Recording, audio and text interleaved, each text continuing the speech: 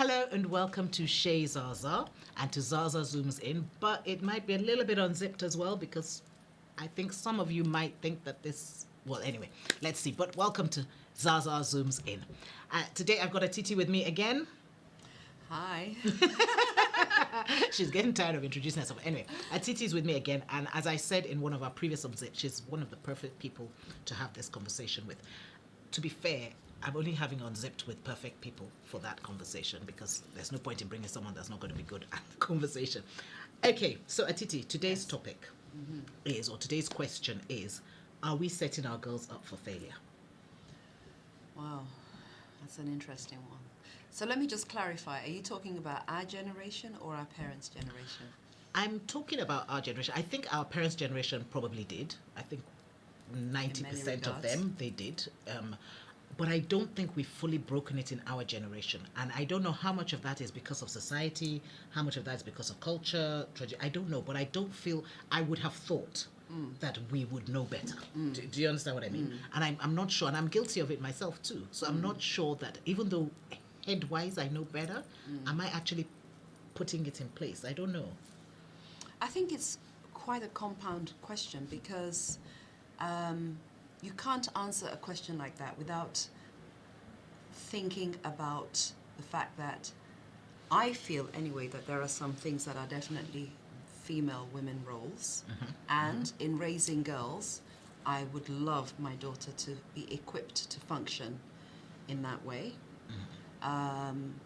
So nurturing maternal instincts should she eventually choose to have children.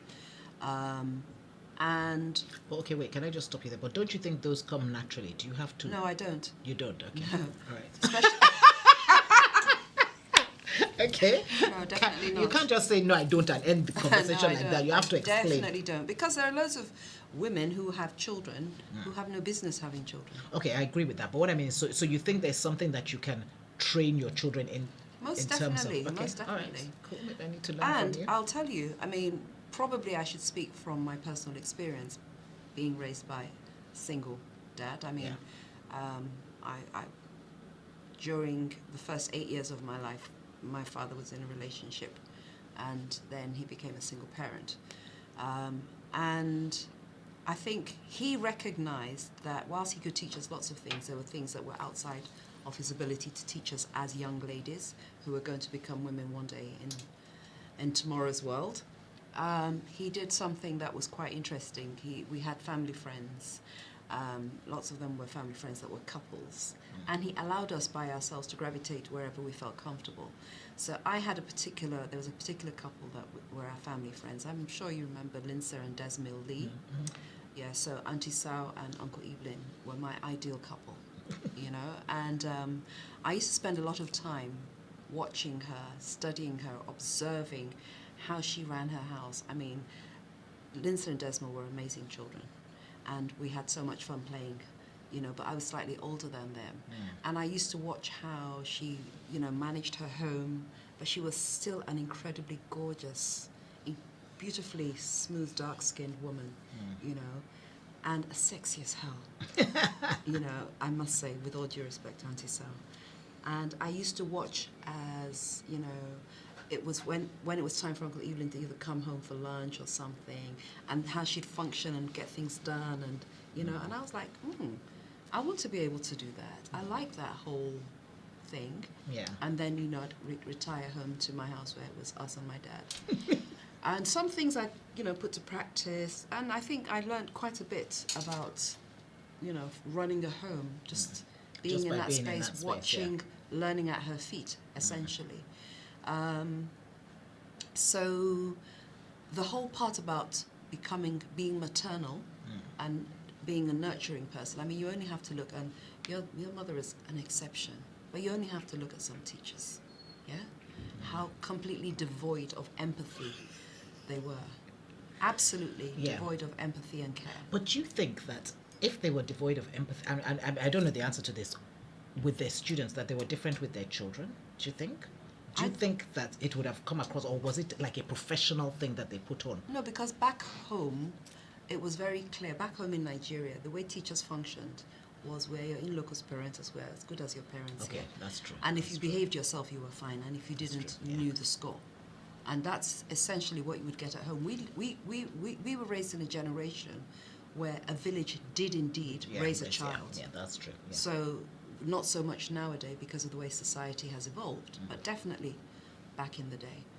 Okay, so you said a couple of things here, and one of the things I want to pull up is you said there are certain roles that Yes. a girl has, or you believe in, and I also believe in certain roles that a girl has. So I feel like not every girl is going to be a wife, No. but I do feel that every girl should know how to run a home, Yeah. whether it's for herself, by herself, or whether it's, now I'm Every speaking. young person I was just going should to say, know I was just how going to to say, run a home. I think it's the same thing for guys as well, Yes, for boys as well, absolutely. that they should know how to run a home. Yeah. So in this question, are we setting our girls up for failure? What I was thinking when I came up with that was because I feel, and I know we've changed and I know we've come a long way, but I do feel that there's still some of us that our expectations of our girls is that when they finish school, they will marry, then they will have children, then they, like, that is their path. So no matter what you study or who you want to become, mother and wife must enter inside that thing. And I'm not saying that's wrong. I'm a mother and I'm a wife, and I'm quite happy to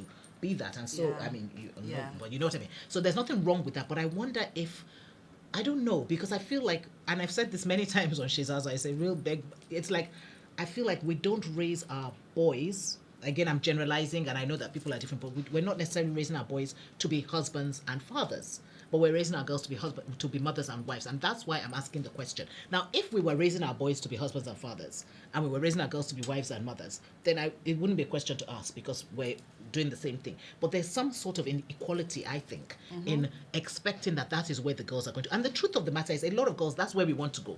Maybe that's the way we're naturally, but that we are Inclined being. towards. It's almost like, the moment you finish school, okay, so when are you getting married? You know what I mean?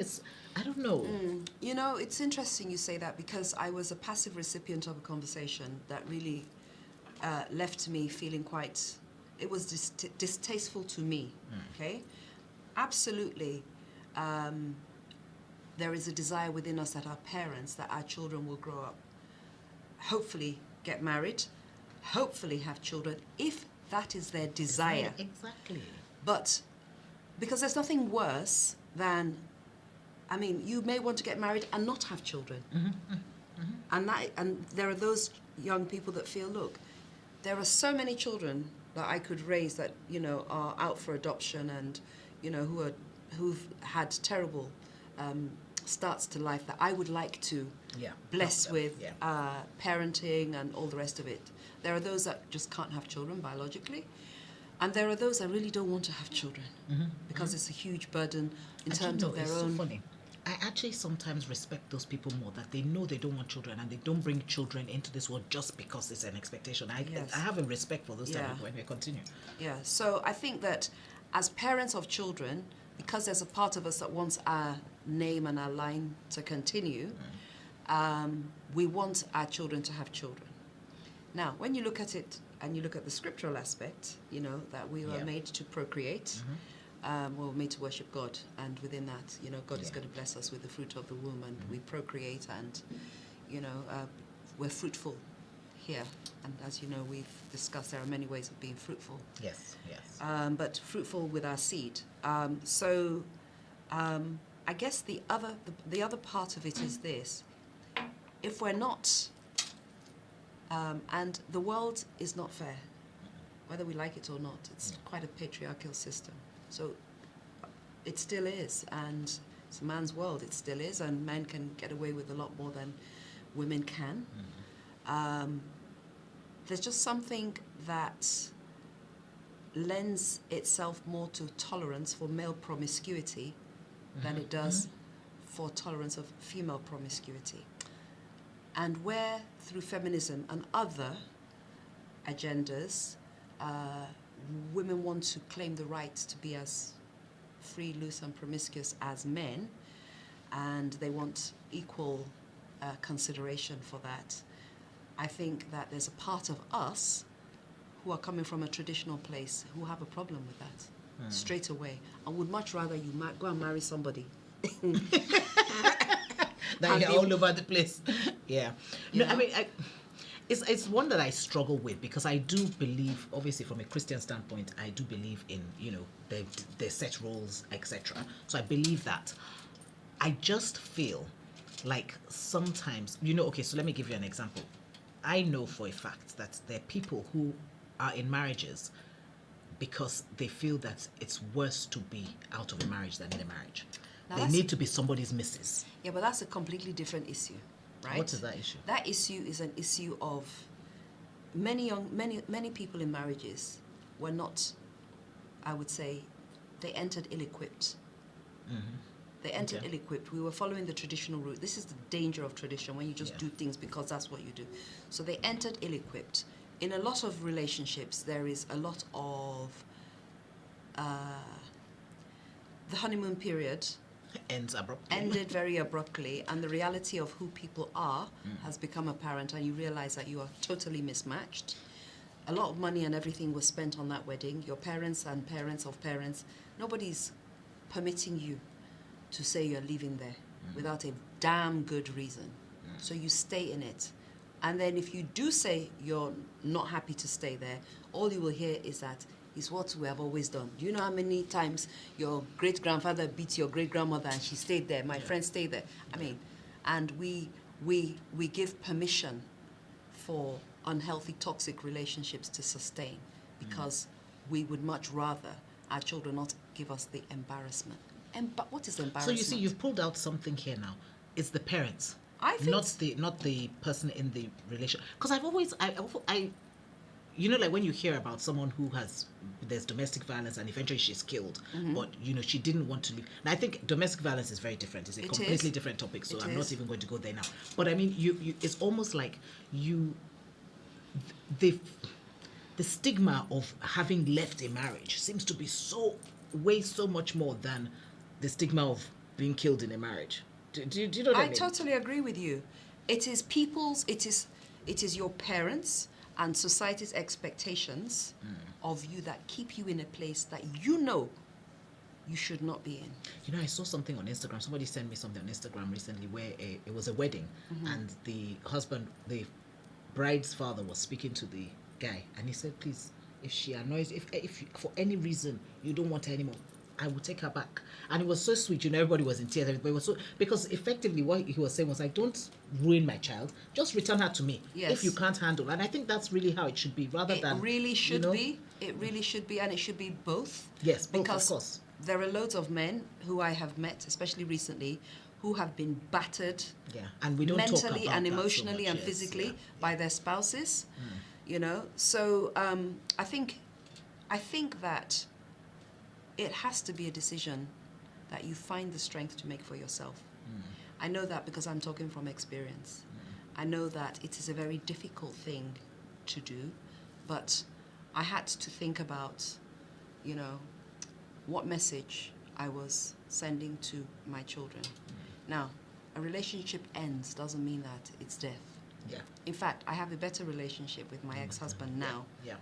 Than and I hear that a lot, actually. When we were struggling to keep everything together as a married couple. Yeah. Because both of us recognize that we have to give each other a lot of respect. There are clear boundaries, we both have an intolerance for things that we are not prepared to tolerate. All the red flags you close your eyes to and the things you like, that's how he is, no. Or that's how she is, no. Yeah. If we're going to engage, then we must be considerate, and it's so refreshing and it's so healthy and, it does amazing things to you, but more importantly, it does amazing things to your children. It lets them see that although they're not married, they are civil, they can come together at key times like Christmas. For our sake, we can all bond. This side of the pond, you have a lot of blended families. At festive times, all different families get together with their, different new spouses or whatever, and it should be fine. I should not be sentenced to death because I'm in a relationship that is not working for me. And neither should the person I'm married to. It's wrong. It's not fair. But the other thing about this, I think, is that sometimes... And I'm somebody's daughter. Yes. I should say. Yes, exactly. And I think that, and everybody is somebody's child. Precisely. Do you know what I mean? And I think we have to bear that in mind. But I think sometimes, just to go back to what you're saying, we don't necessarily realize. I think, I always say this thing about you have to know who you are. You have to be in touch with yourself. Because sometimes you can be in this situation thinking that it's okay because you haven't really come to know who you are or what you're expecting. There'll be a niggle that this thing is probably not right, but to have the boldness to step out of something that everybody thinks you should be in and is not good for you. I'm going back to the parents. I'm going right back to the parents. How do you raise your child? Yes. Now, if you instill within your child a strong sense of identity, right, they will not lose themselves. Yeah. One thing, and I know this may sound like a trivial thing, I never let anybody call me anything other than my name. You know those wifey, not those... Babe. Well, definitely not. Perish the thought. Honey. But, that's cool. But I'm just saying that those titles that you get called, that diminish your personal identity, right, happens a lot with women. Yes. You stop being who you are and you become the title. Mum. Yes. Wife. Yes. Yes. Right? And then you lose, within that you forget who you are. You may forget for many years who you are. Yeah. Yeah. But I'm not saying that you can retain your identity without it diminishing the role that you perform. Absolutely. Absolutely. So I think that we parents have a very, very, very, very important job to ensure that we support our children to find who they are before they... That's why Yes, I said, if you're ill-equipped, 100%, yes. if you're ill-equipped and then you go and, coexist with somebody who's equally ill-equipped, oh my gosh. Yeah. You have a generation of young people coming from that who equally don't know who they are. Yeah. And then you don't really then know what is important to you. What was important to me, my understanding and belief is that you support your husband to become everything, in his purpose, his mission. You are his helpmate. So you help and support him and define all that and all the support you can give. And once you've done that and, you know things are running smoothly, you can then get on with what you are called to do. Yeah. Yeah. And you're not worried because, he's cool. And you know that he can access you if he needs to, and you can access him if you need to. I feel that's the way it should be. I was just going to say, but you're talking about the perfect scenario. And I think what happens, I agree with you 100%. So let me go back to some of the things you said. I agree with you 100% that our roles, so our identity is not a role. But let's pretend that it's a role. It should be the most important role, Absolutely. if you like. And then all the other roles are secondary to it. Sure. So if you have that and you know that you've got your identity, then you know. Now, I had a conversation with, in fact, I had a few conversations on here about women finding themselves when they hit 40, when they hit 50, like later in life. And what I was saying to one of the girls that I was talking to was that, is there a way we can help our children to get there quicker so that it's not late? So like what you're saying, that they actually know who they are before they start mixing with, before they become a wife or a mother with all these other roles. So that's one thing that I want to say. But the other thing that you said just now was, I think it's so key. I don't know what you said. I can't remember. What did you say just now? Menopause. What did you say just now? Okay. This last thing you said. There was... Oh, about the role. Yes. I think it's important that, like you said, we are the helpmates and we help them meet. But I believe, this is my belief, my personal opinion, my personal opinion. I believe that that's the way it's supposed to work. We help them to get to where they're going to, or where they're supposed to be, to their destiny. And then they are supposed to, in turn, help us. And I think what happens is we help them and then they leave us. That's the reality is that they suddenly forget that actually I should, now that I have reached where I'm supposed to be, not that we ever reach, but you know what I mean, now that I'm en route and I'm, I need to now give my wife her own, and I think unfortunately what tends to happen is that the man and the woman never gets fulfilled because she doesn't. But the truth of the matter is that we're individuals now. God has given us a purpose as well. And it's beyond just being your wife. Do you know what I mean? And I think a lot of men miss that. So this is why a couple of conversations ago when we spoke earlier at some point at a different time, we were looking at whether tradition impedes your destiny. Yeah. And I think that this point you've just made goes straight to the heart of that, because the tradition is that wives are helpmates and support the husband. I don't see them understanding that they are helpmates to us. They don't get that memo.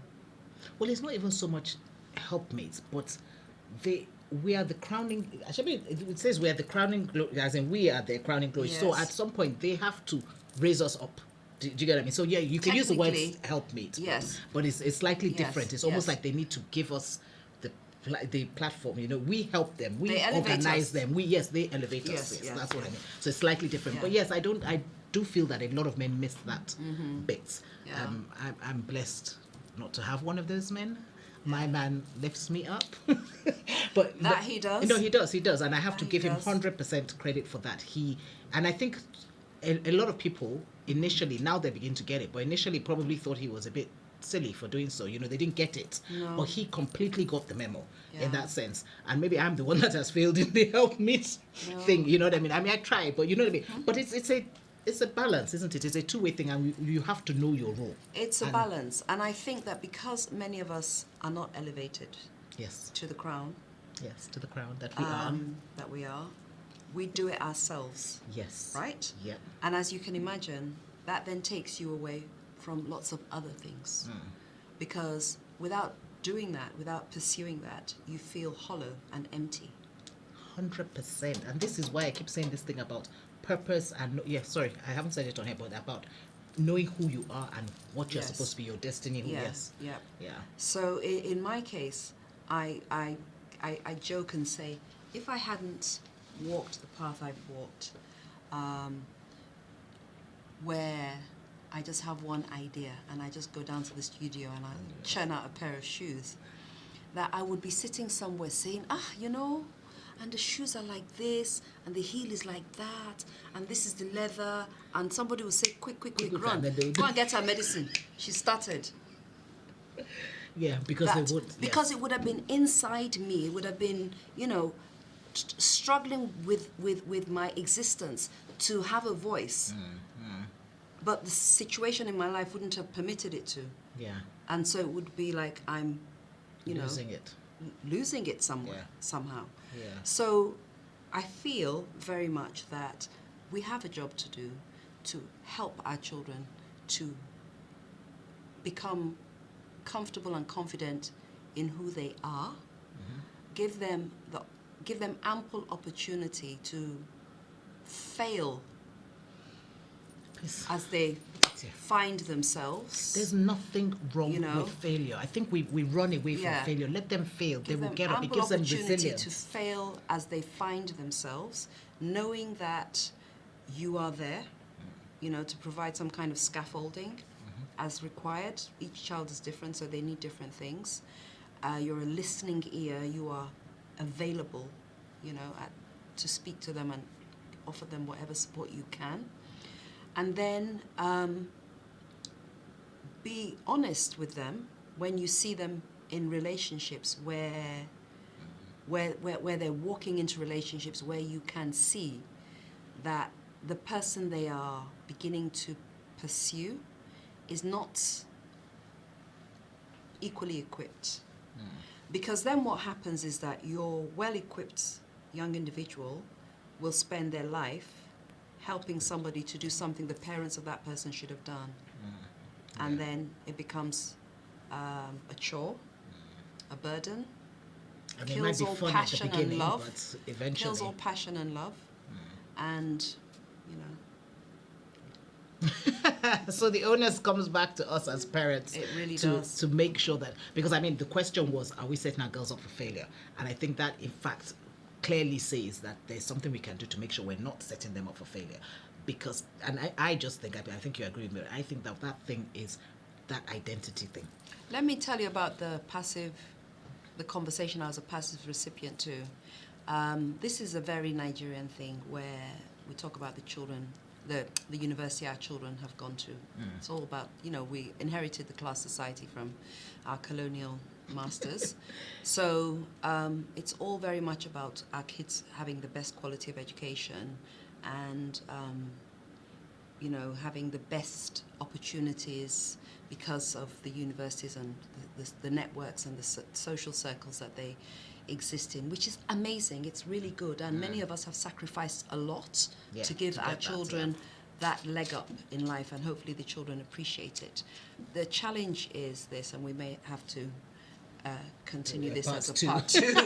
We might have to do a part two. But the challenge is that when I'm standing listening to parents talking about, yes, my daughter got good grades and, she went to this university, and the other one saying, no, my son got good grades and this is where he is, and we should get them together. And I'm busy thinking, have you asked your children? How dare you? Okay, pause there. We're going to have to do a part two because we're out of time for now. So follow us on YouTube. We will do a part two, so you'll be able to watch that, because she clearly has so much more to say and we don't have enough time. But ayator.com and at Ayator London on Instagram, and on YouTube I'm at Chez Zasaa. So don't forget to rock your own gorgeous. Hopefully we've given you something to think about. Go and have your own conversations. These are our personal opinions, so I'm sure you have your own opinions. If you would like to let us know what they are, do send an email to shayzaza@gmail.com. But yes, we're going to continue this conversation because I don't think we're just scratching the surface, and this is the challenge with having a time-limited thing. But see you soon.